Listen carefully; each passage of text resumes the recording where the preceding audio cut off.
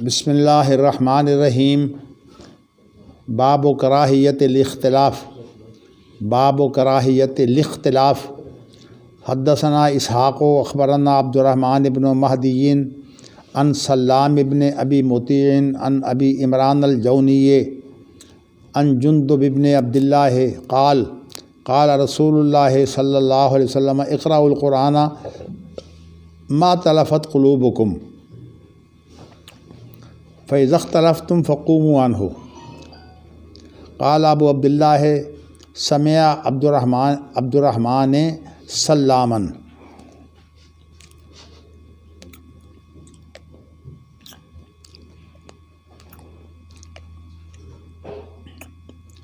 حدثنا اسحاق اخبرنا عبد الصمد حدثنا حمام حدثنا ابو عمران الجونی عن جندب بن عبد اللہ ان رسول اللہ صلی اللہ علیہ وسلم قال اقرأوا القرآن اتلفت علیہ قلوبکم فإذا اختلفتم فقوموا عنہ۔ قال ابو عبداللہ وقال یزید بن ہارون عن ہارون الاحول حدثنا ابو عمران عن جندب عن النبی صلی اللہ علیہ وسلم۔ ہماری شریعت نے اختلاف کا رجحان جو ہے اس کی مذمت کی ہے اور اتفاق کی جو ہے وہ تائید کی ہے۔ یہ حدیث آپ نے پڑھی ہے کہ نبی اکرم صلی اللہ علیہ وسلم نے فرمایا کہ میری امت 73 فرقے ہو جائے گی اور تمام کے تمام جو فرقے ہیں وہ آگ میں ہوں گے سوائے ایک کے، اور وہ جماعت ہوگی۔ اس میں یہی بات جو ہے وہ یہ واضح کی ہے کہ فرقہ کہتے ہیں جس کا رجحان جو ہے وہ کسی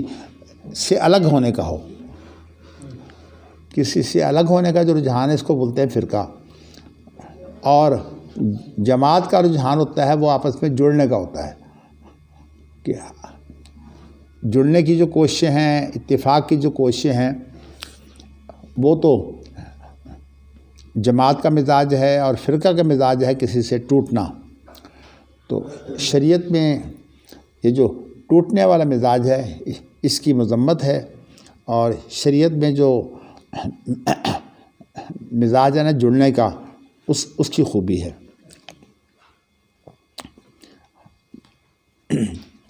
امام بخاری نے جو اس بارے میں حدیثیں لائے ہیں، میں چاہتا ہوں کہ وہ ذرا پڑھ دوں، پھر اس کے بعد کچھ مزید جو نکتے ہیں وہ اس کے بارے میں کھولوں گا۔ جندب بن عبداللہ جو ہے وہ فرماتے ہیں کہ نبی اکرم صلی اللہ علیہ وسلم نے فرمایا اقرأوا القرآن ما تلفت قلوبکم، قرآن کی قرأت کرو جب تک تمہارے دل آپس میں مانوس ہوں۔ فإذا اختلفتم فقوموا عنہ، اور اگر قرآن مجید کے بارے میں یہ ہو جائے کہ تمہارے دل مانوس ہونے کی بجائے جو ہے وہ اختلاف میں پڑ جائیں، تو پھر قرآن مجید جو ہے وہ اس اختلاف کو چھوڑ کر جو ہے اس سے الگ ہو جاؤ۔ یہ ایسے ہی ہے جیسے قرآن مجید میں ہے وَإِذَا رَأَيْتَ الَّذِينَ يَخُوضُونَ فِي آيَاتِنَا فَأَعْرِضْ عَنْهُمْ حَتَّى يَخُوضُوا فِي حَدِيثٍ غَيْرِهِ۔ کسی معاملے میں فضول پڑھنا، مقصد جو ہے وہ احقاق حق نہ ہو، مقصد صرف جو ہے وہ الجھاؤ ہو، تو قرآن مجید نے اس انداز کو جو ہے وہ ناپسند کیا ہے اور کہا ہے کہ جب تم لوگوں کو دیکھو کہ وہ خوض کہتے ہیں فضول کود پڑھنے کو، تو یہ فضول کود پڑھنا جو ہے جب تم دیکھو کہ لوگ فضول اس گفتگو کر رہے ہیں اور مقصد جو ہے وہ احقاق حق نہیں ہے، افہام تفہیم بھی مقصود نہیں ہے، تو پھر اس معاملے سے جو ہے وہ الگ ہو جاؤ۔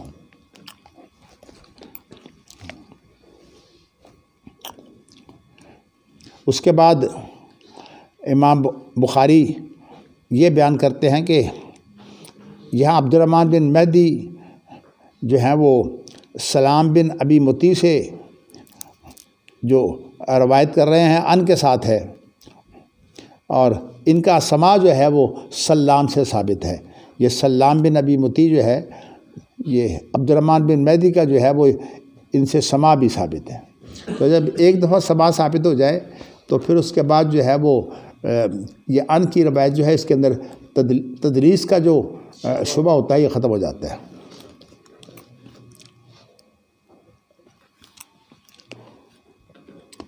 حدثنا اسحاق و اخبرنا عبد الصمد، یہ بھی پڑھ لی ہے۔ اس کے اندر بھی جندب بن عبداللہ ہی ہیں، وہ بیان کرتے ہیں کہ نبی اکرم صلی اللہ علیہ وسلم نے فرمایا کہ اس وقت تک قرآن پڑھو جب تک کہ تمہارے دل آپس میں جو ہیں وہ جڑے رہیں، مانوس رہیں، اور جب اختلاف ہو جائے تو اس سے جو ہے وہ تم اٹھ پڑو، یعنی اس کام کو چھوڑ دو۔ امام بخاری کہتے ہیں کہ یزید بن ہارون، یہ معلق روایت ہے، یزید بن ہارون جو ہیں وہ ہارون آور سے روایت کرتے ہیں، اور ہارون آور جو ہیں وہ ابو عمران سے روایت کرتے ہیں، اور وہ جندب سے روایت کرتے ہیں، جندب نبی اکرم صلی اللہ علیہ وسلم سے روایت کرتے ہیں۔ گویا کہ ایک معلق روایت کے ساتھ جو ہے انہوں نے مطابقت کی ہے، اس کی تائید کی ہے۔ تو میں نے آپ کو ایک تو یہ بتایا ہے، قرآن مجید کے اندر اللہ تعالیٰ نے اصلاح کی ترغیب دیتے ہوئے یہ فرمایا ہے کہ اگر اللہ چاہتے تو سارے کے سارے لوگ جو ہیں وہ ایک جماعت ہو جاتے، یعنی اختلاف ہوتا ہی نہ۔ وَلَوْ شَاءَ اللَّهُ لَجَعَلَ النَّاسَ أُمَّةً وَاحِدَةً وَلَا يَزَالُونَ مُخْتَلِفِينَ إِلَّا مَن رَّحِمَ رَبُّكَ وَلِذَٰلِكَ خَلَقَهُمْ، کہ اگر اللہ چاہتے تو تم تمام کے تمام ایک جماعت ہوتے۔ تو اس کے بعد فرمایا ہے کہ لیکن اللہ تعالیٰ کی جو تقدیر ہے اس کے متعلق جو بات ہے وہ یہ ہے کہ وَلَا يَزَالُونَ مُخْتَلِفِينَ، انسانوں کا معاملہ جو ہے وہ تکوینی اعتبار سے یہ رہے گا کہ یہ آپس میں اختلاف کرتے رہیں گے، الا من رحم ربک، اور جن پر اللہ کی طرف سے رحم ہوگا ان کا اختلاف ختم ہو کر جو ہے وہ آپس میں جو ہے وہ مانوس ہوں گے۔ یہ جو افہام تفہیم کا جو مزاج ہوتا ہے نا، یہ اللہ کی ایک رحمت ہے، اور ایک اس کے بالمقابل ہے مزاج جدل کا۔ جدل جو ہے یہ بھی اختلاف کی ایک شکل ہے، لیکن یہ مذموم اختلاف اس لیے اس کو کہا جاتا ہے کہ اس کے اندر انسان کا مقصد جو ہے وہ افہام تفہیم نہیں ہوتا، بلکہ اس سے مقصود کیا ہوتا ہے کہ کوئی ایسی بات نئی پیدا کر دینا جس سے جو آدمی جو بات کر رہا ہے اس بات پہ الجھاؤ پیدا ہو جائے۔ جیسے کہ نبی اکرم صلی اللہ علیہ وسلم نے جب حضرت علی اور حضرت فاطمہ رضی اللہ تعالیٰ عنہما کا دروازہ کھٹکھٹایا اور انہوں نے کہا کہ تم نماز نہیں پڑھتے، تو حضرت علی رضی اللہ تعالیٰ عنہ نے کہا کہ جی ہمارے تو یہ دل اللہ کے ہاتھ میں ہے، جب اللہ چاہے تو ان کو جگا دے، جب چاہے ان کو اللہ سلا دے۔ تو چونکہ یہ معاملہ تقدیری انہوں نے پیش کیا ہے، تو ایک تدبیر اور محنت کے معاملے میں تقدیر کو پیش کرنا جو ہے یہ جغرالو پن ہے۔ تو اسی لیے نبی اکرم صلی اللہ علیہ وسلم نے جو آیت پڑھی اور اس کا جو ہے وہ مصداق بھی حضرت علی رضی اللہ تعالیٰ عنہ ہیں، تو وَكَانَ الْإِنسَانُ أَكْثَرَ شَيْءٍ جَدَلًا، کہ انسان جو ہے اس کے اندر جغرالو پن بہت ہے۔ تو دنیا کے اندر جو عام طور پر اختلاف پیدا ہوتے ہیں نا، وہ یہ ہوتے ہیں کہ کسی کے ساتھ جو ہے وہ کوئی ایسا پہلو پیدا کر کے اختلاف پیدا کر دو۔ تو اس لیے اسلام کا مزاج جو ہے وہ یہ نہیں ہے، اس کے اندر یہ ہے کہ افہام تفہیم ہو۔ لیکن ویسے قرآن مجید نے یہ بھی بتایا ہے کہ یہ عام طور پر جو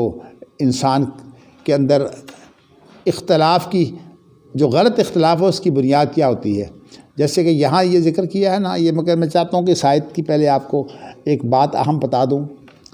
کہ الا من رحم ربک، تو سمجھ آ رہا ہے کہ لوگ اختلاف کرتے رہیں گے سوائے اس کے کہ جن پر اللہ رحم کر دے۔ اس کے بعد یہ ہے کہ وَلِذَٰلِكَ خَلَقَهُمْ، وَلِذَٰلِكَ سے کیا مراد ہے کہ اللہ تعالیٰ نے انہیں اسی لیے پیدا کیا ہے۔ اس سے مراد یہ ہے کہ یہ جو اختلاف ہوتا ہے نا، یہ انسان کی آزمائش ہوتا ہے۔ تو اسی آزمائش کے لیے انسان کو اللہ نے پیدا کیا ہے کہ وہ اختلاف سے نکل کر جو ہے وہ اجتماعیت کی طرف آئے، جڑنے کی طرف آئے۔ یہ جو ہے جب انسان یہ صورت اختیار کرتا ہے تو اللہ تعالیٰ نے یہ آزمائش کی ہے۔ وَلِذَٰلِکَ جو ہے وہ خلقہم کا معنی یہ ہے کہ اس اختلاف میں پڑھ کر اتفاق کی طرف آنے کی جو کوشش ہے نا، اللہ نے اس کے لیے تو پیدا کیا ہے۔ مقصد یہ ہے کہ انسان کی یہ آزمائش ہے کہ اختلافوں میں جو ہے وہ انسان جب گرتا ہے تو اس کے اندر انسان جو ہے وہ راہ اختیار کرتا ہے جس کے اندر جو ہے وہ افہام تفہیم کی راہ ہے اور اس کی کوئی بنیاد ہوتی ہے۔ مثال کے طور پر اس کی بنیاد وہی ہے، یا اس کی دراز جو ہے وہ اٹکل بچو ہیں، جیسے کہ عقل کے ڈھکونسلے ہیں، یا اسی طرح انسان کے جذباتی ڈھکونسلے ہیں۔ تو قرآن مجید میں وَلِذَٰلِکَ خَلَقَہُم سے مراد یہ ہے کہ اسی اختلاف سے نکل کر رحمت میں آنے کی جو ہے وہ انسانی تخلیق کا مقصد یہ ہے کہ یہ اختلافات سے بچے اور رحم کی طرف آئے۔ اس کے اندر ایک تو بنیاد جو ہے وہ درست ہونی چاہیے، اور وہ کیا ہے کہ وہی بنیاد ہو تو یہ بھی، اور دوسری بات یہ ہے کہ وہی کے اندر بھی اختلاف کرنے کی بجائے اس کے اندر جو ہے وہ انسان کو رجحان یہ ہونا چاہیے کہ اس کے اندر بات جو ہے وہ اتفاق کی بنے آپس میں، حتیٰ کہ اگر اختلاف بھی ہو تو اختلاف جو ہے وہ جھگڑے کا باعث نہ ہو، بلکہ وہ اختلاف جو ہے وہ صرف رائے کا اختلاف ہو۔ جو رائے کا جو اختلاف ہے اس کی کیا اہمیت ہے، انشاءاللہ اس کی تو اصل جو گفتگو ہے میں انشاءاللہ اس وقت کروں گا جب ابھی 1-2 دن کے اندر ہی وَأَمْرُهُمْ شُورَىٰ بَيْنَهُمْ جو ہے اس کی بات آ رہی ہے، تو انشاءاللہ وہاں میں آپ کو بتاؤں گا کہ اختلاف جو ہے وہ کون سا اختلاف مضر نہیں ہوتا۔ دیکھیے نا، جب معاملات میں انسان غور و فکر کرتا ہے تو غور و فکر کرتے وقت جو ہے وہ کچھ مشورے کرتا ہے، تو مشوروں میں اس کو ایک مشورہ یہ آتا ہے، ایک مشورہ یہ آتا ہے، ایک مشورہ یہ آتا ہے، تو مختلف مشوروں کے ساتھ جو ہے وہ پھر اس کی طبیعت کے اندر جو ہے وہ ایک فیصلہ جو ہے وہ کرنا آسان ہو جاتا ہے کہ میں فیصلہ کر سکتا ہوں۔ تو اس طرح کی جو آراء ہے یہ تو مفید ہوتی ہیں، لیکن اگر مقصد یہ ہو کہ جب انسان کوئی مسئلہ ڈالے اور اس پر پارٹی بازی شروع ہو جائے اور اس کے اندر حق اور باطل کی بات نہ ہو بلکہ پارٹی کی حمایت، پارٹی کی مخالفت ہو، تو یہ وہ فساد ہے جس کو جو ہے وہ ہماری اس وقت دنیا میں پھیلا ہوا ہے۔ اسلام جو ہے وہ اس فساد کا حامی نہیں ہے۔ تو میں نے کہا اس کی مزید تشریح تو میں وہاں کروں گا، لیکن ابھی میں نے آپ کو یہ بتایا ہے کہ اختلاف کے وقت کوئی ایسی صورت پیدا کرنا جس سے جو ہے مخصوص صرف اتنا ہو کہ لوگ اس پر جڑے نہ رہیں۔ اس کا ایک اطلاق تو میں آپ کو یہ بھی بتا سکتا ہوں کہ یہ جو حدیث ہے نا کہ جب تک قرآن مجید میں اختلاف نہ ہو اس وقت تک تم اس کی قرات کرتے رہو۔ یہاں جو ہے اس کی ایک مثال جو ہے وہ یہ بھی دی جا سکتی ہے، جیسے کہ قرآن مجید میں مختلف قراتیں ہیں۔ اب یہ قراتیں جو ہیں ان میں اگر یہ شروع ہو جائے کہ یہ قرات صحیح ہے اور یہ قرات صحیح نہیں ہے، تو یہ جو ایسا اختلاف ہے اس میں ہمیں جو ہے پڑھنے کی ضرورت نہیں ہے، اس لیے کہ نبی اکرم صلی اللہ علیہ وسلم سے یہ ساری قراتیں جو تواتر سے ثابت ہیں، یہ ساری کی ساری قراتیں جو ہے یہ قرآن مجید ہے۔ تو اس لیے جب قراتوں میں اختلاف شروع ہو جائے، دیکھیں نا ایک آدمی جو ہے وہ مختلف قراتوں میں قرآن پڑھ رہا ہے، پیچھے سننے والے جو ہیں وہ اس سے فائدہ بھی اٹھا رہے ہیں، مختلف قراتوں میں قرآن پڑھنے کی وجہ سے جو بہت سی باریکیاں اور علمی نقطے جو ہیں وہ سامنے آتے ہیں، فائدہ ہوتا ہے۔ لیکن اگر آپس میں یہ اختلاف شروع ہو جائے کہ بھئی ایک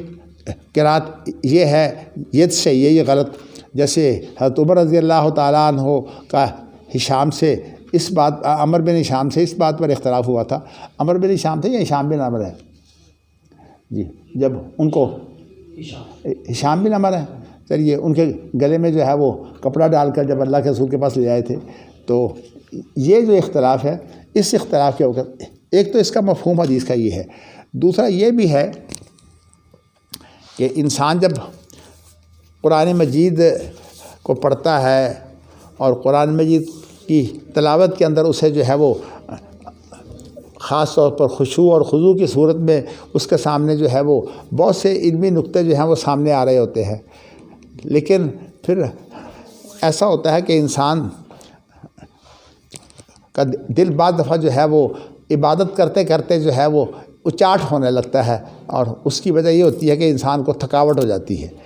تو اس تھکاوٹ کی حالت میں بھی اس حدیث کا معنی یہ ہے کہ جب ایسی صورتحال پیدا ہو جائے کہ انسان اللہ کے ساتھ اس کا جو دل لگا ہوا ہے اس کے اندر جو ہے وہ اچاٹ دل ہونا شروع ہو جائے تو اس وقت پھر وہ عبادت جو ہے وہ چھوڑ دینی چاہیے۔ اس وقت انسان کو جو ہے وہ پھر آرام کر کے اپنے آپ کو جو ہے وہ ایک دوسری حالت میں جو ہے وہ جو اچھی عادت ہوتی ہے جب انسان محسوس کرے، تو جیسے کہ وہ ایک زینب نامی عورت تھی نا کہ جس نے جو ہے وہ ایک چھت کے ساتھ رسی باندھی ہوئی تھی، تو حضرت عائشہ رضی اللہ تعالیٰ عنہا نے اس کی بڑی تعریف کی اس عورت کی کہ دیکھو یہ اس نے رسی باندھی ہوئی ہے تاکہ اگر کوئی اس کو نیند آنے لگے تو اس کو جھٹکا پڑے تو اس کا جو ہے اس کو نیند نہ آئے۔ تو نبی اکرم صلی اللہ علیہ وسلم نے جو ہے وہ اس کی تعریف سن کر جو ہے وہ دوسرا پہلو پیش کیا کہ اللہ تعالیٰ جو ہیں وہ اس کو پسند نہیں کرتے جب تک انسان جو ہے وہ اپنے اس حالت میں ہو جب کہ اللہ کے ساتھ اس کا جو ہے وہ دل ملا ہوا ہے اور اس کے اندر خشوع اور خضوع ہے، اور اللہ سے جو ہے وہ جب قرآن پڑھ رہا ہے تو ایسے جیسے کہ اللہ سے جڑا ہوا ہے۔ تو جب اس کا دل اچاٹ ہو جائے تو پھر اس وقت جو ہے وہ انسان کو وہ وقتی طور پر کام چھوڑ دینا چاہیے، اور اس وقت جو ہے وہ دوبارہ انسان کوشش کرے کہ جب تھکان وغیرہ اتر جائے تو پھر اس کو جو ہے وہ دوبارہ انسان محنت کر کے جو ہے وہ خشوع خضوع کے ساتھ جو ہے وہ قرآن مجید کو پڑھے۔ یہ بھی اس کا مفہوم ہے، لیکن اس کے اندر یہ ساری چیزیں شامل ہیں۔ تو اچھا جی، اب اس کے بعد اگلی حدیث بھی پڑھ لیتے ہیں تاکہ ایک اور صورت جو ہے وہ ہمارے سامنے آ جائے اختلاف کی۔ حدثنا ابراہیم بن موسیٰ اخبرنا ہشام عن معمر عن الزہری عن عبید اللہ بن عبد اللہ عن ابن عباس قال لما حضر النبی صلی اللہ علیہ وسلم قال وفی البیت رجال فیہ عمر بن الخطاب قال ہلما اکتب لکم کتابا لن تضلوا بعدہ قال عمر ان النبی صلی اللہ علیہ وسلم غلبہ الوجع وعندکم القرآن فحسبنا کتاب اللہ واختلف اہل البیت اختصموا منہم من یقول قربوا یکتب لکم رسول اللہ صلی اللہ علیہ وسلم کتابا لن تضلوا بعدہ ومنہم من یقول ما قال عمر فلما اکثر اللغط والاختلاف عند النبی صلی اللہ علیہ وسلم قال قوموا عنی قال عبید اللہ فکان ابن عباس یقول ان الرضیۃ کل الرضیہ ما حال بین رسول اللہ صلی اللہ علیہ وسلم و بین ان یکتب لہم ذالک الکتاب من اختلافہم و لغتہم۔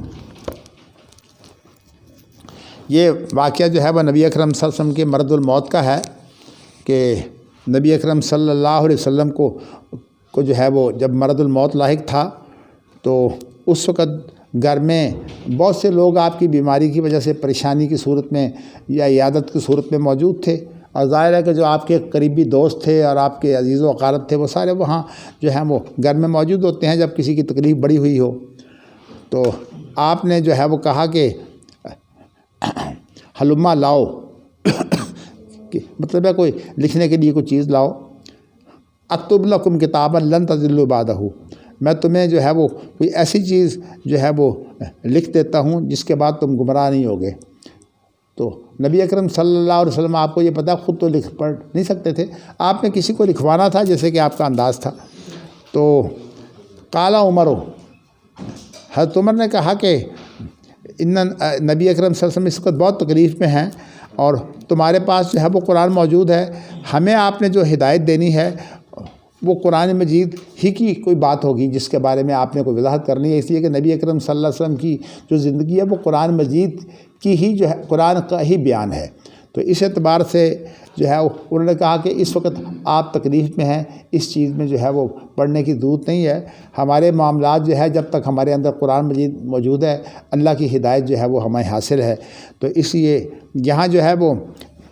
تمہارے پاس اللہ کی کتاب جو ہے وہ موجود ہے، یہاں کتاب سے مراد جو ہے وہ اللہ تعالیٰ کی شریعت ہے جس میں قرآن مجید بھی اور سنت دونوں جو ہیں وہ شامل ہیں۔ اس کے بعد یہ ہوا کہ حضرت عمر رضی اللہ تعالیٰ عنہ نے جب یہ بات کہی تو اب اس کے بعد جو گھر میں لوگ تھے ان کے اندر آپس میں جو ہے وہ شروع ہو گیا اختلاف، اور اختلاف کے اندر کچھ صورتحال ایسی پیدا ہوئی جس کے اندر نزاع کی سی کیفیت بن گئی، تو اسی لیے لفظ استعمال کیا ہے کہ اختصموا، وہ آپس میں نزاع کرنے لگے، کیونکہ خصم کہتے ہیں نزاع کو۔ فمنہم من یقول، اب ان میں سے کچھ یہ کہہ رہے تھے کہ قربوا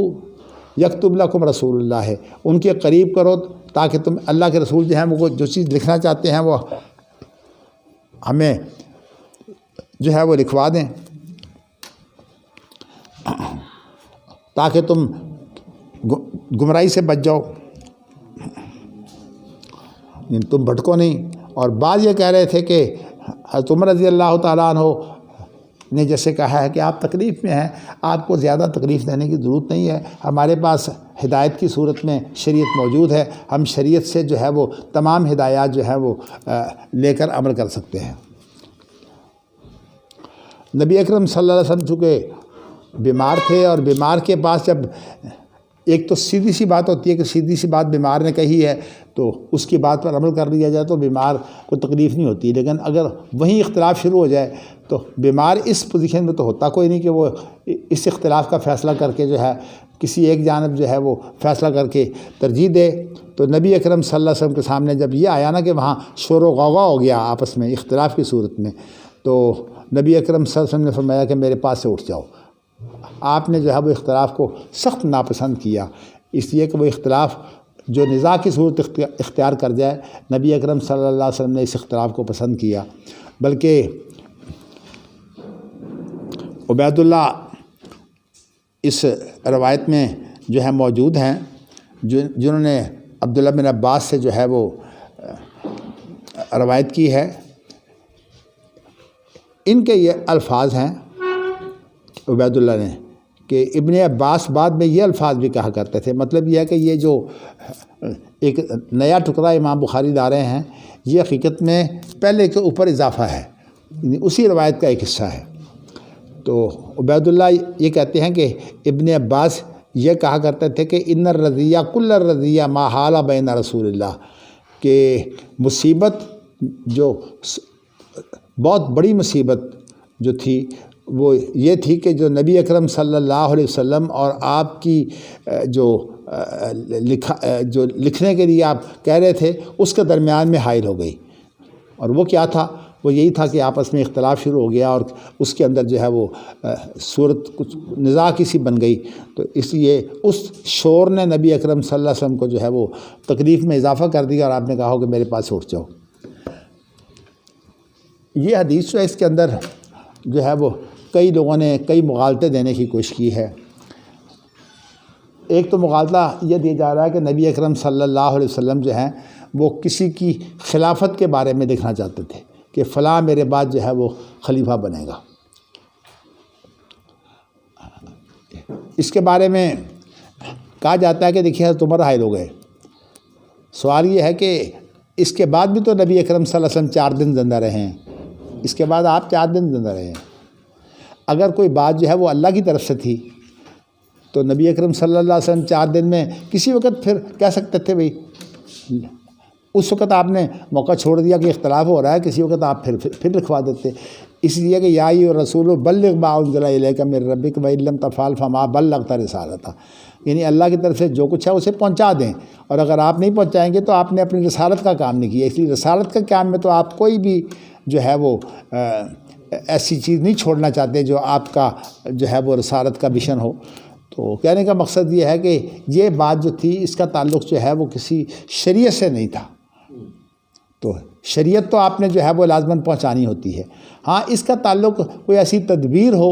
کہ نبی اکرم صلی اللہ علیہ وسلم جو ہے وہ لکھوانا چاہتے ہوں، جیسے کہ نبی اکرم صلی اللہ علیہ وسلم نے جو ہے وہ ابوبکر صدیق رضی اللہ تعالیٰ عنہ کے بارے میں جو ہے پہلے کئی اشارے کیے تھے، جیسے کہ پیچھے حدیث گزری ہے کہ ایک عورت نے کہا کہ اگر آپ جو ہیں وہ کو میں نہ پاؤں تو پھر میں کس سے آ کے بات کروں، تو کہا کہ ابوبکر صدیق کے پاس آنا۔ تو آپ کو جو ہے ویسے یہ پتہ تھا کہ ابوبکر صدیق جو ہے وہ میرے بعد خلیفہ ہوں گے، لیکن آپ کے لکھنے سے جو الجھن پیدا ہونی تھی وہ یہ پیدا ہونی تھی کہ آپ نے جو لکھا ہے وہ شریعت ہے کہ نہیں، چونکہ مغالطہ یہ پیدا ہو جانا تھا، اگر آپ لکھوا دیتے تو پھر کیا تھا کہ یہ نبی اکرم صلی اللہ علیہ وسلم کی طرف سے جو ہے وہ حکم آ جاتا صریح کہ ابوبکر صدیق جو ہے یہ میرے بعد خلیفہ ہے، گویا کہ آپ جو ہے وہ خود خلیفہ کا تعین کر دیتے۔ تو اس لیے آپ نے جو ہے وہ یہی سوچا کہ تعین آپ کی خواہش تو تھی لیکن اللہ کی طرف سے حکم نہیں تھا۔ تو اس اعتبار سے جو آپ کی خواہش ہے وہ تو طریقوں سے مختلف الفاظ سے جو ہے وہ آ رہی ہے۔ آپ نے اسی طرح جو ہے وہ ایک دفعہ حضرت عائشہ کو اور کے بارے کو کہا تھا کہ تم ابوبکر صدیق کو بلاؤ، میں ان سے کچھ بات کرنا چاہتا ہوں، لیکن پھر بعد میں آپ نے جو ابوبکر صدیق کو نہیں بلایا۔ تو اسی طرح کی کئی چیزیں ہیں۔ اس طرح نبی اکرم صلی اللہ علیہ وسلم نے فرمایا کہ یہ ابوبکر صدیق کی حیثیت یہ ہے، مجھے الفاظ کا اس کو لفظی ترجمہ تو میں نہیں کر رہا، کہ اگر ابوبکر صدیق کے علاوہ کسی اور کو جو ہے وہ بنانے کی کوشش کی گئی تو اللہ بھی انکار کر دے گا اور مومن بھی انکار کر دیں گے۔ تو یہ ساری چیزیں جو ہیں ان میں یہ بتانا چاہتا ہوں کہ نبی اکرم صلی اللہ علیہ وسلم کی اپنی خواہش یہی تھی کہ ابوبکر صدیق جو ہے وہ خلیفہ ہوں، لیکن آپ نے اس لیے اس کے بارے میں جو ہے وہ صراحت نہیں فرمائی لکھ کر یا زبانی، کہ اس سے جو ہے وہ پھر اللہ کی طرف سے یہ شریعت بن جاتی۔ تو اس لیے پھر سوال پیدا ہوتا کہ یہ آپ کا حکم جو ہے وہ شرعی ہے یا تدبیری ہے۔ تو اس لیے نبی اکرم صلی اللہ علیہ وسلم نے جو ہے پھر جو چیز اختیار کی ہے وہی اللہ تعالیٰ چاہتے تھے کہ یعنی نبی اکرم صلی اللہ علیہ وسلم کی طرف سے جو ہے وہ کسی کا تقرر نہیں ہوا۔ تو اسی لیے جو ہے وہ حضرت عمر رضی اللہ تعالیٰ عنہ نے جو ہے جب وہ زخمی ہو گئے ہیں تو انہوں نے یہ بات کہی تھی کہ اگر میں کسی کے بارے میں کوئی وصیت نہ کروں کہ فلاں جو ہے وہ خلیفہ ہوگا تو یہ نبی اکرم صلی اللہ علیہ وسلم کا طریقہ ہے، اور اگر جو ہے وہ تعین کر دوں تو وہ ابوبکر صدیق کا طریقہ ہے جس میں انہوں نے مجھے متعین کر دیا تھا۔ تو انہوں نے پھر دونوں کو اکٹھا کر کے جو ہے وہ ایک تیسری صورت بنائی تھی کہ جو عشرہ و بشرہ میں سے 7 آدمی باقی رہ گئے تھے، ان میں سے اپنے بنوی کو چھوڑ کر باقی 6 کو جو ہے وہ اس کے اندر مقرر کر دیا اور کہا کہ تم آپس میں کسی کو خلیفہ بنا لو۔ تو کہنے کا مقصد یہ ہے کہ نبی اکرم صلی اللہ علیہ وسلم جو ہے وہ اختلاف کو ناپسند کیا کرتے تھے۔ چلیے اختلاف کی بعض صورتیں جو ہیں جو شریعت کے اندر بری نہیں ہیں ان کا ذکر جو ہے وہ بعد میں آتا ہے، پہلے ایک باب جو ہے وہ آپ یہ پڑھ لیں۔ سر یہ مسئلہ تھوڑا سا ضمنی طور پر آ گیا کہ طریقے انتخاب میں پھر شریعت نے آزاد چھوڑا ہے نا۔ بات یہ ہے کہ امرهم شورا بینہم کے اندر یہی بات آئے گی ساری، میں نے اس لیے وہ بات جو ہے وہ وہاں کے لیے رکھ دی ہے، کیونکہ وہاں مقصد یہ ہے کہ مسلمانوں کی بامی شورا جو ہے ہر کام میں بامی شورا ہوگی، جو اجتماعی معاملات ہوں گے ان میں شورا ہوگی۔ اب یہ بھی وہاں تعین ہوگا کہ کس میں شورا ہے اور کس میں نہیں ہے۔ تو وہ ساری چیز جو ہے میں چاہتا ہوں کہ اسی وقت آپ کے سامنے جو ہے وہ رکھوں۔ چلیے جی، اب ویسے تو آپ کو یہ پتہ ہے کہ امام بخاری جو اہل الحدیث کا طریقہ تدوین ہے اس کے اندر یہ ہوتا ہے کہ وہ ایک پہلو صرف بطور مسئلہ کے پیش کر دیتے ہیں اور اس کے بعد پھر جو آگے حدیث لاتے ہیں اس حدیث کے اندر اسی پہلو کے بارے میں جو ہے کوئی نہ کوئی جو ہے وہ ہدایت موجود ہوتی ہے۔ تو اس اعتبار سے جو مجتہدین ہیں علماء ان کے لیے تو کام یہی ہے کہ ایک پہلو جو ہے وہ اجاگر کریں، پھر اس کا جواب جو ہے وہ حدیث سے لیں۔ تو یہ طریقہ تو چلا آ رہا ہے، لیکن ویسے جو اس وقت ہم جب بخاری پڑھ رہے ہیں تو چونکہ بخاری خود صراحت نہیں کرتے، ایک چیز کو جو ہے وہ سوال کے طور پر ایک مسئلے کے طور پر پیش کر دیتے ہیں اور اس کا جواب بھی اپنی زبان سے دینے کی بجائے کہتے ہیں حدیث میں تلاش کرو۔ انہیں اپنے اجتہادات جو ہے حدیثیں سامنے رکھ کر یہ بتایا ہے کہ اس پر تم خود محنت کرو کہ ان حدیثوں سے جو اجتہاد کا جواب کیسے مل رہا ہے۔ تو اس لیے یہ پہلو جتنے بھی آپ کے سامنے آتے ہیں تو اس سے مقصود یہ ہے کہ مجتہدین کا تو ایک پہلو ہوتا ہے، لیکن جو نبی اکرم صلی اللہ علیہ وسلم کے ارشادات ہیں وہ میں آپ کو کئی دفعہ بتا چکا ہوں کہ ان کے اندر جامعیت ہوتی ہے، وہ بہت جامع ہوتے ہیں اور اس کے اندر ایک بات کے اندر 20 باتیں جو ہیں وہ ان کا جواب آ جاتا ہے۔ تو اب یہ باب ہے باب و نہی نبی صلی اللہ علیہ وسلم علی التحریم الا ما تعرف اباحتہ وکذالک امرہ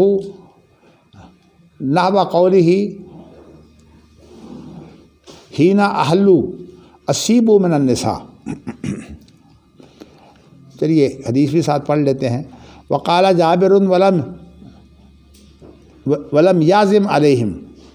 ولکن احلہن لہم وقالت ام عطیہ نہینا عن اتباع الجنازۃ یا جنازۃ ولم یوزم علینا۔ حدثنا المکی بن ابراہیم عن ابن جریج قال عطاء وقال جابر قال ابو عبداللہ وقال محمد بن بکر وقال محمد بن بکر حدثنا ابن جریج اخبرنی عطاء سمعت جابر بن عبداللہ فی اناس معه قال احللنا اصحاب رسول اللہ صلی اللہ علیہ وسلم فی الحج خالصا لیس معه عمرة۔ قال عطاء قال جابر فقدم النبی صلی اللہ علیہ وسلم صبح رابعۃ مضت من ذی الحجۃ فلما قدمنا امرنا النبی صلی اللہ علیہ وسلم ان نحل وقال احلوا واصیبوا من النساء۔ قال عطاء قال جابر ولم یازم علیہم ولكن احلہن لہم فبلغه انا نقول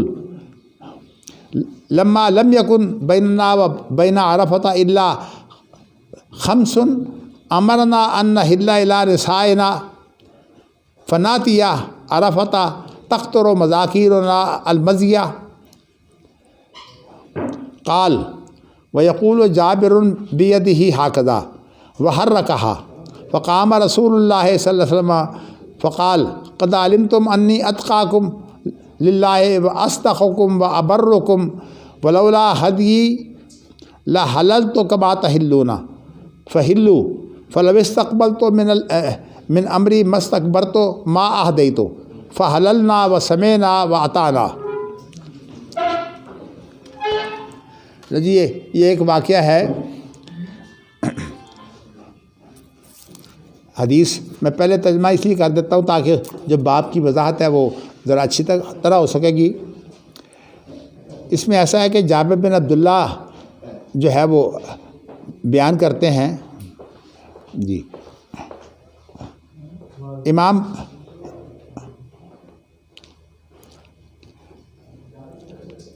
امام بخاری ایک تو آپ نے خود روایت کی ہے مکی بن ابراہیم علی بن جریج، اور اس کے بعد جو ہیں وہ عطا جو ہیں وہ جابر بن عبداللہ سے روایت کر رہے ہیں۔ پھر ایک امام بخاری جو ہے وہ ایک معلق روایت لے آئے ہیں تائید دینے کے لیے، اور وہ کیا ہے کہ وقال محمد بن بکر حدثنا ابن جریج اخبرنی عطاء سمیت جابر بن عبداللہ فی اناس معه، تو یہ روایت جو ہے یہ معلق ہے۔ قال احللنا اصحاب رسول اللہ صلی اللہ علیہ وسلم فی الحج خالصا لیس معه عمرة، تو اس روایت سے لا کر انہوں نے ایک جو ہے وہ پہلو اجاگر کیا ہے کہ ہم نے جب احرام باندھا تھا یعنی نیت کی تھی تو میقات پر، تو اس وقت صرف ہم نے حج کی نیت کی تھی، یعنی اس کے اندر عمرہ شامل نہیں تھا۔ اس کی وجہ یہ ہے کہ یہ جاہلیت میں عمرہ حج کے ساتھ جو ہے وہ ادا کرنے کو برا سمجھا جاتا ہے، تو بلکہ حج کے جو مہینے ہیں ان کے اندر عمرہ ادا کرنا ان کے ہاں تھا ہی برا، تو اس لیے انہوں نے بھی جیسے جاہلیت میں جو ہے وہ نیت ہوتی تھی انہوں نے بھی صرف حج کی نیت کی تھی۔ تو اس کو ذکر کرنے کے بعد پھر قال عطاء قال جابر، اب پھر جو ہے وہی روایت جو قال عطاء قال جابر ہے نا، اب اس روایت کا جو باقی حصہ ہے اس کو روایت کر رہے ہیں کہ عطاء نے کہا کہ جابر نے یہ فرمایا کہ جابر نے کہا کہ نبی اکرم صلی اللہ علیہ وسلم جو ہے وہ 4 تاریخ کی صبح کو جو ہے وہ مکہ پہنچے تھے، یعنی 4 دن جو ذی الحجہ سے گزر چکے تھے، یعنی 4 ذی الحجہ مراد ہے، یعنی چوتھا دن تھا نا، 4 دن گزر چکے تھے، اس لیے کہ رات بھی گزر چکی تھی، تو رات گزرنے سے آدھا دن تو ویسے ہی گزر جاتا ہے، تو 4 دن گزر چکے تھے ذی الحجہ سے۔ فلما قدمنا، اور جب ہم جو ہے وہ آپ کے پاس یعنی مطلب ہے اکٹھے ہو گئے، سارے کے سارے پہنچ گئے، تو امرنا النبی ان نحل، تو نبی اکرم صلی اللہ علیہ وسلم نے ہمیں جو ہے وہ حکم دیا کہ طواف اور سعی کے بعد کہ تم سب کے سب جو ہے وہ حلال ہو جاؤ۔ تو آپ نے ہمیں حکم دیا، وقال احلوا واسیبوا من النساء، آپ نے ہمیں حلال ہونے کا بھی حکم دیا، اور ساتھ یہ بھی کہا کہ اپنی عورتوں سے جو ہے وہ جو میاں بیوی کا تعلق ہوتا ہے تم یہ تعلق قائم کرو، یعنی آپ نے حکم دیا۔ قال عطا یہ کہتے ہیں کہ جابر نے اس بات کی جو ہے صراحت کی، ولم یعزم علیہم، یہ حکم ایسا نہیں تھا جس کے اندر کوئی جو ہے وہ زور پایا جائے، یعنی حکم کے اندر جو ہے وہ زور نہیں تھا۔ یعنی اب یہی بات امام بخاری جو ہے وہ اس سے نکالنا چاہتے ہیں نا، کہ جس حکم کے اندر جو ہے وہ زور نہ ہو اس کا شریعت میں کیا مقام ہے۔ اچھا، ولیکن احلہن لہن، یعنی ان کا مقصد زور دینا نہیں تھا، بلکہ مقصد یہ تھا کہ حلال ہونے پر زور تھا، اس لیے کہ نبی اکرم صلی اللہ علیہ وسلم یہ چاہتے تھے کہ جو جاہلیت کا جو معاملہ ہے اس کو صاف کریں، کہ ان مہینوں میں، حج کے مہینوں میں جو ہے وہ عمرہ ہو سکتا ہے، یہ غلط کام نہیں ہے۔ میں نے بتایا نا، جاہلیت میں جو ہے وہ عمرہ نہیں کیا جاتا تھا حج کے ساتھ، حج کے مہینوں میں نہیں کیا جاتا تھا۔ چلیے جی، فبلغہ، اب آپ کو یہ بات پہنچی، انا نقول، اب یہ صحابہ کی بات پہنچی ہے نا، اس لیے اس کے اندر کون پہنچانے والا ہے؟ یہ مراسیل صحابہ میں سے جو ہے، مراسیل صحابہ جو ہیں وہ ان کے اندر کوئی حرج نہیں ہوتا۔ تو فبلغہ انا نقول، آپ کو یہ بات پہنچی کہ ہم یہ کہہ رہے ہیں آپس میں، یعنی ہماری آپس کی بات یہ ہے، لما لم یکن بیننا و بین عرفۃ الا خمس امرنا ان نحل الی نسائنا، ہمارے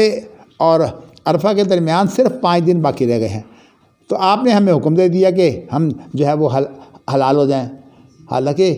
ہم نے 10 دن پہلے گزارے ہیں سفر میں، اگر 5 دن یہ اور پورے ہو جاتے تو کیا فرق پڑتا تھا؟ لیکن آپ کا جو مقصود تھا وہ تو اصل میں ایک شرعی مسئلے کی صورت جو ہے وہ آپ نے واضح کرنی تھی نا، تو اس لیے آپ نے تو یہ کام کرنا ہی تھا۔ تو اب آپس میں بات کرنے لگے، اور چونکہ آپس کی بات ہوتی ہے تو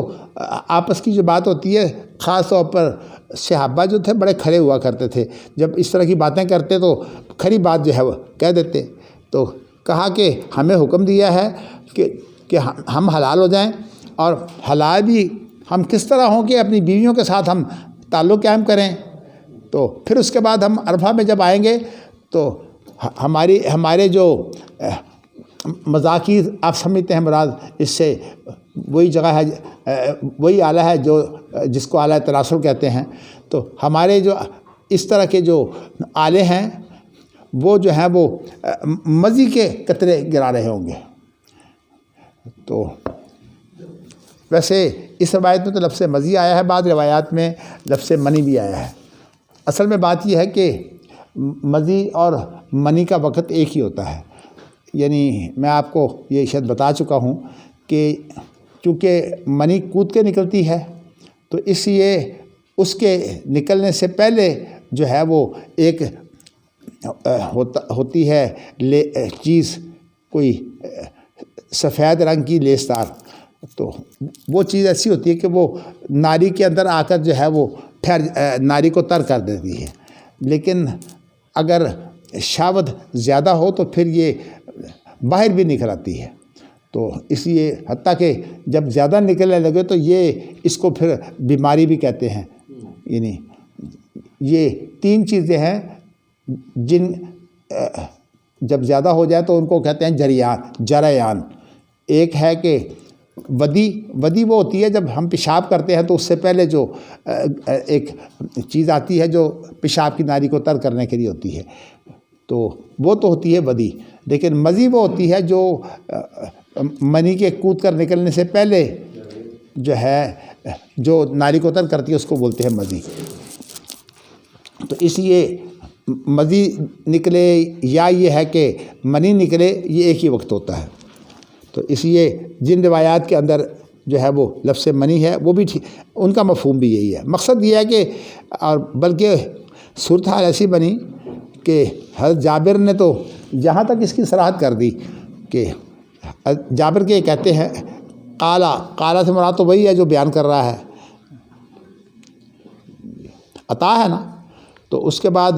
وَيَقُولُ جابر بِيَدِهِ هَكَذَا. اب عطا جو ہے وہ بیان یہ کرتے ہیں کہ جابر نے تو ہاتھ سے اشارہ کر کے بھی اس بات کو جو ہے وہ، یہ دیکھو نا،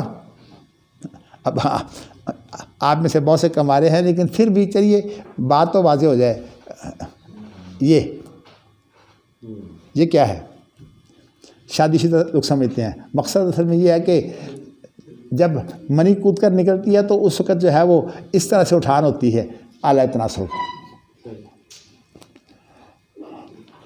تو انہوں نے جابر نے ہاتھ سے اشارہ بھی کر دیا. وحرکہا، اس انگلی کو حرکت دی.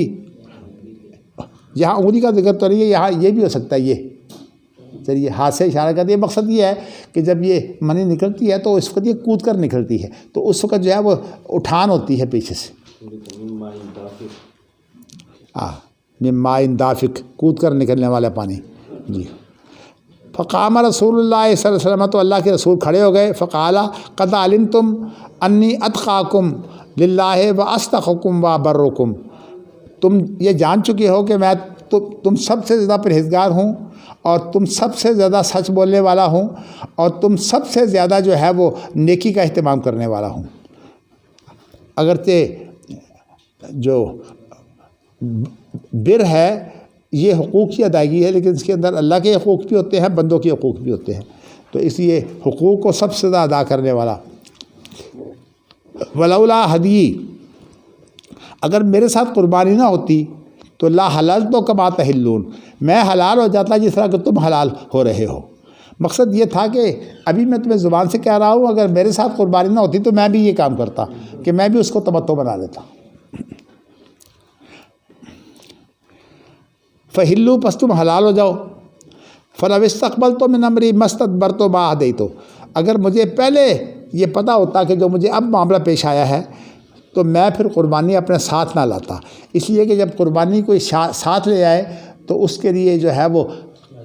قران بن جاتا ہے. اور تو اس لیے کہ قران کے اندر قربانی ہوتی ہے، اور جو قران کے علاوہ دوسری قسم حج کی تمتع، اس کے اندر بھی قربانی ہوتی ہے. لیکن قران کے اندر جو ہے وہ عمرہ حج اکٹھے ہونے کے باوجود جو ہے وہ قربانی ہوتی ہے. تمتع کے اندر عمرہ الگ ہوتا ہے اور حج الگ ہوتا ہے، پھر قربانی ہوتی ہے. اور جو حج افراد ہے یہ اس کے اندر قربانی ہوتی نہیں. تو یہ 3 قسمیں حج کی ہیں. تو ان کے متعلق 2 کو تمتع کہتے ہیں. تمتع کا معنی یہ ہے کہ اس کے اندر حج کے ساتھ عمرے کا بھی فائدہ اٹھا لیا گیا، اس لیے اس کو تمتع کہتے ہیں. قرآن مجید میں یہ ہے فمن تمتع، تو وہاں مراد تمتع اور قران دونوں ہی ہیں. لو جی، اب امام بخاری نے اس حدیث کو بیان کر کے اس کے اوپر جو عنوان جو قائم کیا ہے، امام بخاری نے یہ بتایا ہے کہ جو اللہ کے رسول کی ممانت ہے نا، یہ ہوتی تو حرمت کے لیے ہے، لیکن جب ممانت کے بعد آپ جو ہے وہ کسی چیز کی اجازت دے دیں تو پھر جو ہے وہ اجازت کو دیکھا جائے گا کہ یہاں اجازت جو ہے اس کے قرائن دیکھے جائیں گے اور اس کا انداز دیکھا جائے گا کہ اس سے مراد کیا ہے. تو امام بخاری یہ بتانا چاہتے ہیں کہ قرآن مجید میں بھی جیسے ہے نا کہ جب تم احرام کھول دو تو تم شکار کرو، تو یہاں شکار کرنا واجب نہیں ہے. وَإِذَا حَلَلْتُمْ فَاصْطَادُوا، تو یہاں جو ہے وہ اباحت کے لیے ہے. تو یہی بات جو ہے وہ امام بخاری نے اس حدیث کے ذریعہ سے جو ہے یہ عنوان باندھ کر یہ بات کی ہے کہ نہ ہی ہوتی تو تحریم کے لیے ہے، لیکن جو چیز جو ہے وہ ہمارے عرف میں جو ہے وہ یعنی جب اس کے بعد نئی کے بعد جو ہے وہ کوئی حکم آ جائے تو وہ حکم جو ہے وہ عرف کے مطابق دیکھا جائے گا. اگر عرف میں وہ مباح ہو تو مباح ہی مراد ہوگا. کرینے کی کوئی بھی شکل آ جائے، ہاں جی، تو مباح مراد ہوگا. مقصد یہ ہے کہ دیکھا جائے گا کہ عرف میں اس کا مفہوم جو ہے وہ کیا ہے. الا ما تعرف اباحتہ وکذالک امرہ نحو قولہ، اسی طرح آپ کا جو حکم جو آپ کے اس ارشاد میں ہے، ہینا احلو، جب انہوں نے جو ہے وہ جب حلال ہو گئے تو آپ نے فرمایا اسیبو من النساء، عورتوں کے ساتھ جو ہے وہ معاملہ کرو، تو یہاں اسیبو امر ہے نا، لیکن مراد جہاں جو ہے وہ واجب نہیں ہے، یہاں مراد اباحت ہے۔ تو اسی لیے جابر بن عبداللہ کے یہ الفاظ ہے نا ولم یعزم علیہم، ان پر جو ہے زور نہیں دیا، مقصد یہ ہے کہ یہ چیز جو ہے یہ اباحت کے لیے ہے۔ تو اب یہاں میں آپ کو جو ہے بتانا چاہتا ہوں نا، ظاہری جو ہے وہ چونکہ الفاظ کے پیچھے ہوتے ہیں، اسی وہ بڑے دھوکے کھا جاتے ہیں۔ اسی لیے میں نے آپ کو یہ بتایا کہ ابن حزم کے نزدیک جب ایک حکم ہو اور اس حکم کی کوئی تفصیل جو ہے وہ بعد میں آ جائے تو وہ تمام کی تمام تفصیل میں ہر چیز جو ہے وہ واجب ہوگی۔ جیسے کہ اب کہتا ہے کہ صلو کما رأیتمونی اصلی، تم نماز پڑھو جس طرح کہ تم مجھے دیکھتے ہو، یہ اللہ کے رسول صلی اللہ علیہ وسلم کا ارشاد ہے نا، تم نماز پڑھو جس طرح مجھے دیکھتے ہو کہ میں جو ہے وہ نماز پڑھتا ہوں۔ اب کیا مراد ہے؟ اب اس کے بعد اس کی تفسیر کیا ہے کہ نبی اکرم صلی اللہ علیہ وسلم نے جو نماز پڑھی ہے اس کے اندر پہلے آپ نے قیام کیا ہے، پھر آپ نے رکوع کیا ہے، پھر اس کے بعد آپ نے قومہ کیا ہے، پھر اس کے بعد آپ نے سجدے کیے ہیں، پھر سجدوں کے درمیان بیٹھے ہیں، پھر اس کے بعد تشہد بھی، یہ ساری نماز کی تفسیر ہے۔ اب سوال یہ ابن حزم کے نزدیک اب تمام چیزیں واجب ہیں، کیونکہ وہ کہتا ہے کہ صلو کما رأیتمونی اصلی جو ہے یہ حکم تھا، اس کی پوری تفصیل جو ہے وہ وجوب کے لیے ہے۔ لیکن جمہور کہتے ہیں کہ نہیں، ہر چیز اس کا جو مقام تھا وہ لوٹ آئے گی۔ مطلب یہ ہے کہ یہ جو کیا میں بات بیان کر رہا تھا، جس کا جو مقام تھا ہاں وہی مقام اس کا ہوگا۔ یعنی مطلب یہ ہے کہ اگر نہیں، میں نے آپ کو جو مثال دی تھی وہ یہی دی تھی، صلو کما رأیتمونی، تو میں نے جب یہ مثال دی ہے تو معنی یہ ہے کہ اب اس کے بعد کما رأیتمونی اصلی کے اندر یہ بات شامل ہے کہ نبی اکرم صلی اللہ علیہ وسلم جب کوئی اعمال کرتے تھے تو ان اعمال کا درجہ کیا ہوتا تھا، تو معنی یہ ہے کہ ان اعمال کا جو درجہ تھا وہ درجہ لوٹ کے آئے گا، یہ نہیں کہ تمام اعمال جو ہے واجب ہو جائیں گے۔ تو ویسے تو صحیح بات یہ ہے کہ اگر کہیں تقابل کر کے پڑھایا جائے نا جو ابن حزم کی فقہ ہے تو بڑے تماشے جو ہے سامنے آتے ہیں، لیکن چلیے جماعت المسلمین جو ہے چونکہ وہ زیادہ ظاہری ہیں تو اس لیے ان کے نزدیک جو ہے وہ نماز کا ہر عمل واجب ہے۔ حالانکہ حدیث جو مسیح الصلاۃ ہے اس کے ساتھ واضح ہوتا ہے کہ جو چیزیں مسیح الصلاۃ میں ہیں وہ تو تمام چیزیں واجب ہیں، اور ان سے جو ہے وہ نماز ہماری پوری ہو جاتی ہے۔ سر ایک دوسری قبیل کی بھی حدیثیں بھی ہے، مثلا جس میں ہے کہ مزدور کی مزدوری پسینہ خشک ہونے سے پہلے دے، ہاں تو اگر کسی مزدور کو پسینہ ہی نہیں آیا تو ظاہری اس کے بارے میں یہاں دیکھیے نا محاورہ کیا کہتا ہے، محاورہ کیا کہتا ہے، محاورہ یہ کہتا ہے کہ اس سے مراد نہیں، اس سے مراد محنت ختم ہونے کے فوری بعد، یعنی محاورتاً اس کا مطلب کیا ہے، یعنی لفظ میں تو آپ کہیں گے پسینہ، لیکن سوال یہ ہے کہ اس سے مراد کیا ہے، اس کے مراد یہ ہے کہ محنت کے بعد اسے پسینہ آئے نہ آئے تو اسے مزدوری دینی چاہیے۔ بھئی اہل ظاہر کی یہی تو مصیبت ہے، وہ الفاظ کے پیچھے جائیں گے تو ساری مصیبت ان کو بن جاتی ہے نا، تو یہ ساری مصیبتیں جو ہیں اہل ظاہر جواب اس کا دیں گے، ان کے پاس جواب ہے ہی کوئی نہیں۔ تو اسی لیے میں آپ کو یہ بتانا چاہتا ہوں، دیکھیے المومن یموت بعرق الجبین، اب یہ ہے کہ اب اگر کسی کو پسینہ نہ آئے مرتے وقت تو کیا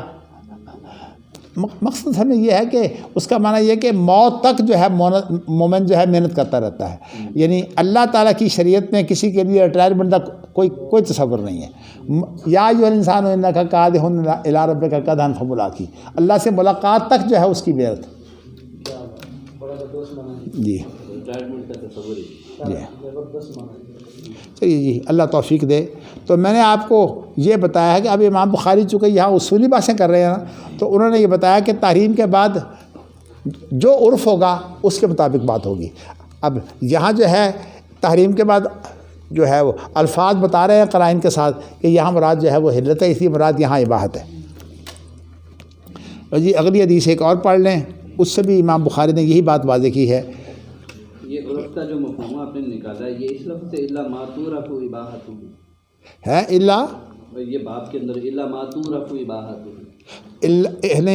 الا ما تعرف، ہاں جی، الا ما تعرف اباحتہ، میں نے عرف سے نکالا ہے نا، اچھا اچھا، الا ما تعرف اباحتہ، جس کا جو ہے وہ مباح ہونا معروف ہو، عرف ہو، یہ میں نے نکالا ہے۔ اچھا اب آگے پڑھیے۔ حدثنا ابو معمر حدثنا عبد الوارث عن الحسین عن ابن بریدہ حدثني عبد الله المزني عن النبي صلى الله عليه وسلم قال صلوا قبل صلاة المغرب قال في الثالثة لمن شاء خشية أن يتخذها الناس سنة۔ اب جو ہے وہ عبداللہ مزنی نبی اکرم صلی اللہ علیہ وسلم سے روایت کرتے ہیں کہ آپ نے فرمایا کہ مغرب کی نماز سے پہلے صلو نماز پڑھو، مراد یہاں نوافل ہے۔ تو کالا 2 مرتبہ کہا صلو قبل صلاۃ المغرب، اور پھر تیسری دفعہ کہا لمن شاء، جو چاہے پڑھنا۔ مقصد یہ ہے کہ جو پڑھنا چاہتا ہے وہ پڑھ لے۔ تو مقصد اصل میں یہ ہے کہ جو چاہتا ہے نا کہ اذان اور نماز کے درمیان میں 2 رکعت پڑھ لوں، اس کے لیے اجازت موجود ہے۔